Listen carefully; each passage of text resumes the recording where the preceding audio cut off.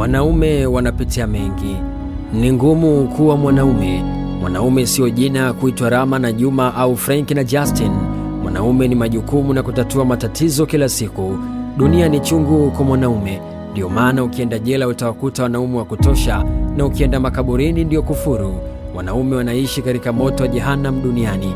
Kesi za kubaka na wezi ni zao. Hata vitani wanaenda wanaume. Kesi nyingi za kuua na kujinyonga ni za wanaume.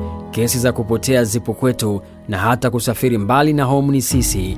Wanaume wengi wamekufa kwa presha na stresi. Wanaume wanaugua sukari. Wanaume wanaondoka mapema katika huu ulimwengu.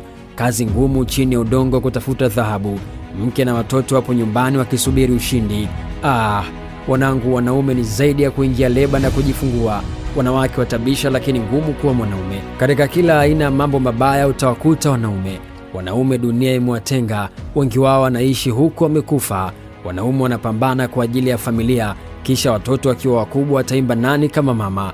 Wanaume waliumbwa kwa ajili ya kubeba misalaba ya wengine. Jamii inamtaka mwanaume kutoa kila kitu chake kwa ajili ya wengine.